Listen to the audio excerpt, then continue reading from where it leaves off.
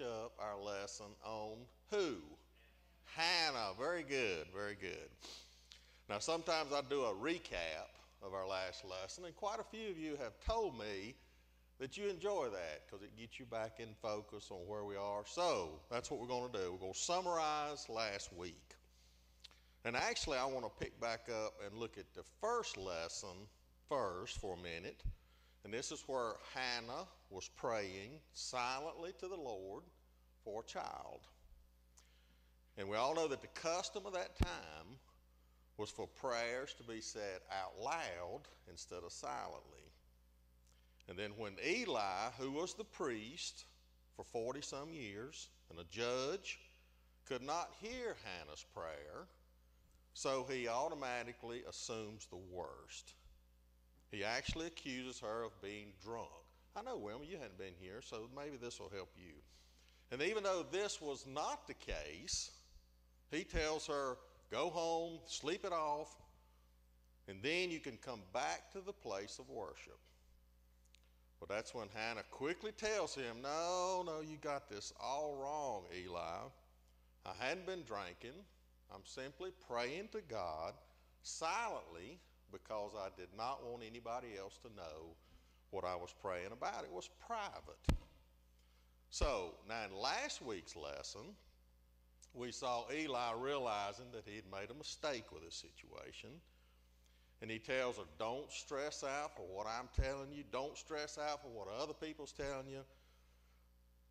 But just expect peace and prosperity. And when he told her that, it was a tremendous encouragement to Hannah. Because Eli, he was God's representative. Hannah could now go home in peace and with a satisfaction of knowing that this high priest was telling her that one day she indeed would have a son. And now she had this confidence in God that he was going to answer her prayer. So she returns to the family feast and eats with a cheerful heart. And this change in her attitude was based on three things, Brother Dean. Result of her praying to God, receiving encouragement from Eli, this priest, and leaving the problem with God to solve as number three. And here's where we discussed that is what we should do when we are facing discouragement. Tell God how we really feel, Sister Kathy, and leave our problems with Him. How many of y'all struggle with that? Turning it over to Him and say, God, it's yours to handle.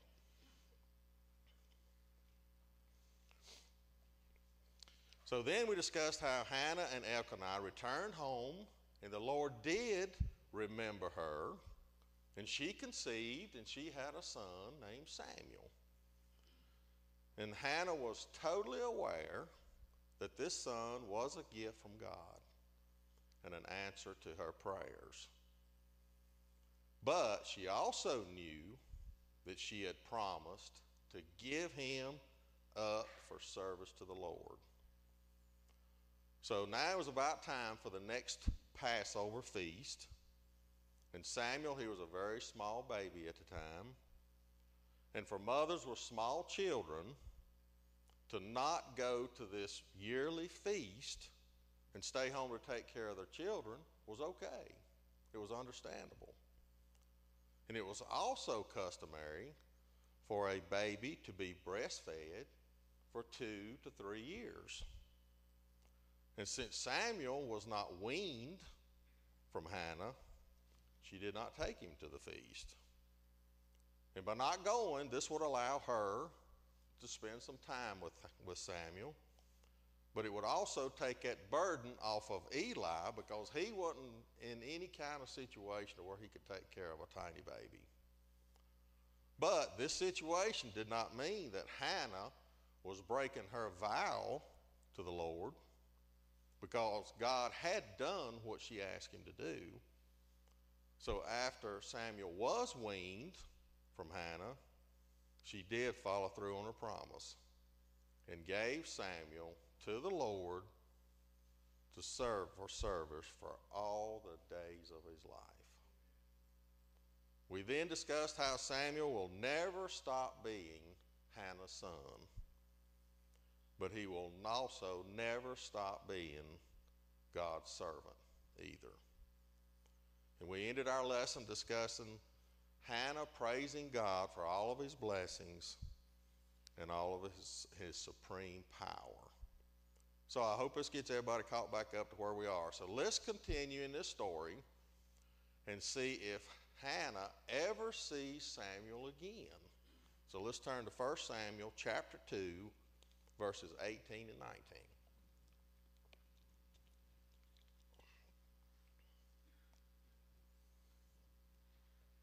1 Samuel chapter 2, verses 18 and 19. But Samuel ministered before the Lord, being a child, girded with a linen ephod. Moreover, his mother made him a little coat and brought it to him from year to year when she came up with her husband to offer the yearly sacrifice. So like we've already discussed, these Israelite men were supposed to attend 3 feasts every year to worship and provide sacrifices to the Lord. And how Elkanah and his wife, Hannah, along with Peninnah, if you remember Peninnah, they all attended these functions every year. And here the Bible tells us that Hannah would make Samuel a robe and give it to him every year at one of these feasts. Now just imagine how excited and happy she was to see her son every year. He was gone from her home, but he was not gone from her heart. Now, did Hannah have any more children after Samuel? Let's continue reading in verses 20 and 21. And Eli blessed Elkanah and his wife and said, The Lord give thee seed of this woman for the loan which is lent to the Lord. And they went unto their own home. And the Lord visited Hannah so that she conceived and bare 3 sons and 2 daughters. And the child Samuel grew before the Lord. So Eli, he had blessed Elkanah and Hannah and said that the Lord would give them children to take the place of the one that they had to give up. And God honored that. And he was gracious. And he honored the desires of this faithful woman. She conceived and gave birth to 3 more sons and 2 daughters. Now we never hear about Peninnah anymore or her children, but Samuel, he was used mightily by God. And this just goes to show us that God often blesses us in ways we don't expect. And we shouldn't complain about his timing. His blessings may not be immediate, but they will come if we are faithful and do what he says in his word. So over half of the lesson today is going to be about the summary of Hannah, and I actually have a handout. Brother Gary, would you? And there are so many lessons to be learned from her story that it's better for you to see them in a handout.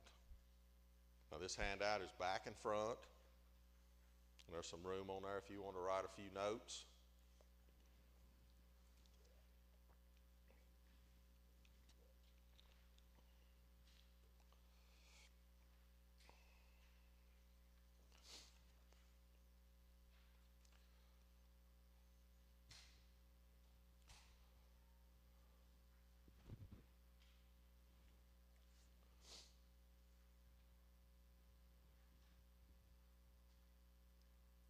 Good crowd here today, Steve. How many we got here today, Sandy?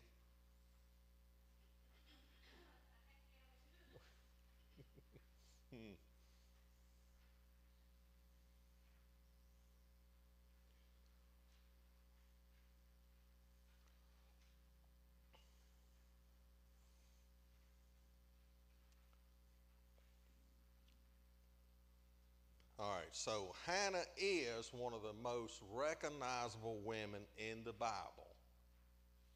And some people would actually say that she had a raw deal in life. She was childish, childless in a society that considered not having a child as an ultimate failure and also an embarrassment to her husband. And many of us are going to remember Hannah because of her deep anguish and her sorrow of not being a mother. Or maybe some of us are going to remember her because of her faithfulness, her time at the temple, taking her request to God in a powerful prayer, pouring her heart out, and never giving up hope that God's going to answer her prayer. But for sure, we all will remember her for her sacrifice, giving up her son as a toddler, 2 to 3 year old, to the Lord to be raised by Eli and to serve God all the days of his life. So Hannah's faithfulness and her sacrifice of Samuel definitely stands out as the most significant moments in her life. But there are also some other things that we can see from this story that's important. And there's 7 of them, and it's on that handout. Number 1, Hannah knew how to respond with grace or to not respond at all. Hannah showed unmatched restraint with her words. She not only knew the right things to say, but also when to not say anything. Sister Misty, I struggle with that. I tell everybody that little thing inside of you that keeps you from saying things. I don't know what happened to mine. It's gone. It's sad sometimes. Ansel, he's got the same problem. Anyway,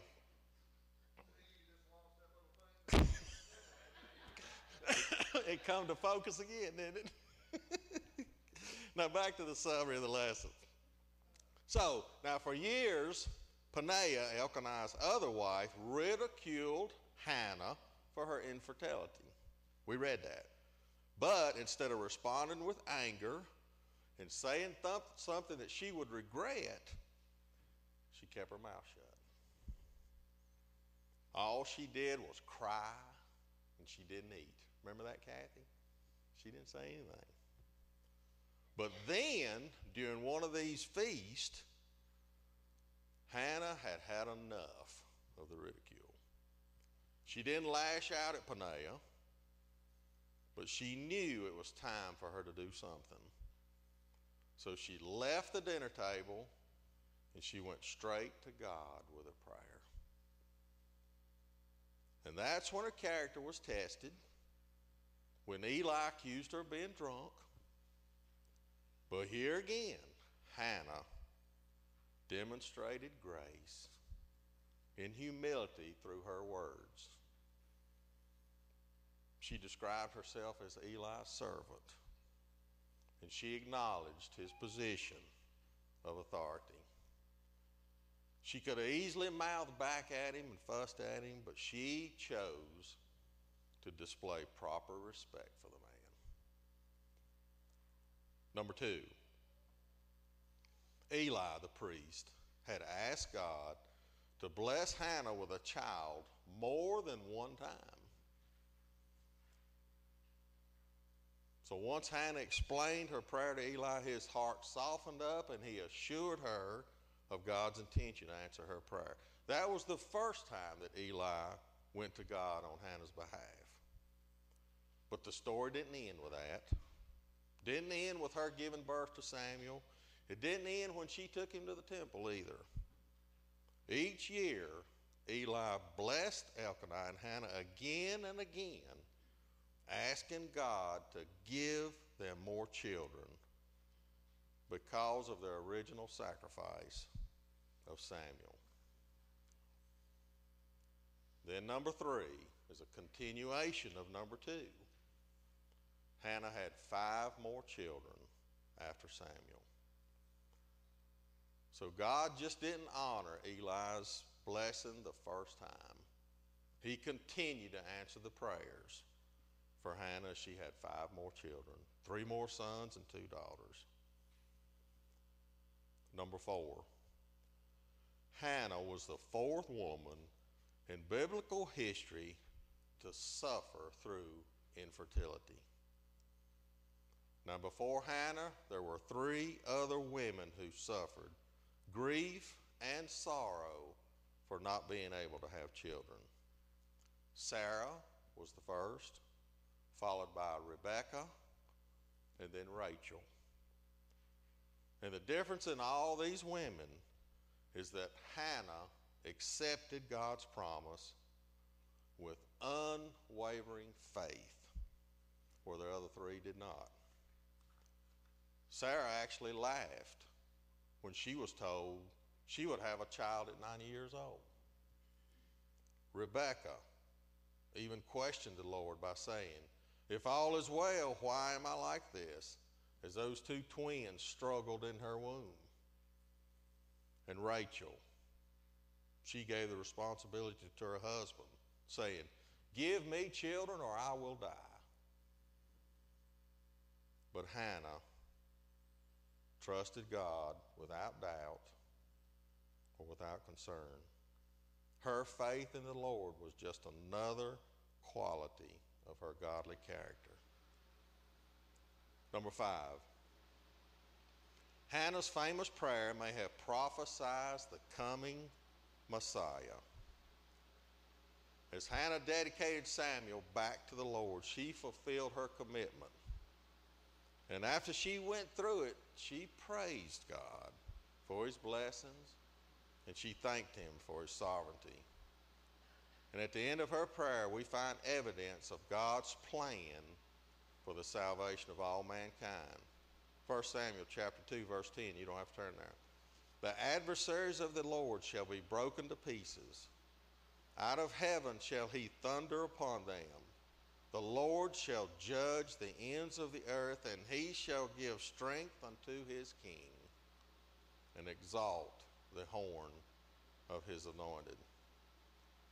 Now, some scholars say that this verse references King David, and some says it references the birth of Jesus. Either way, the king will rule the nations. And number 6, Hannah's story shows us that all we have and receive is a loan from God. This is going to hit you hard as parents.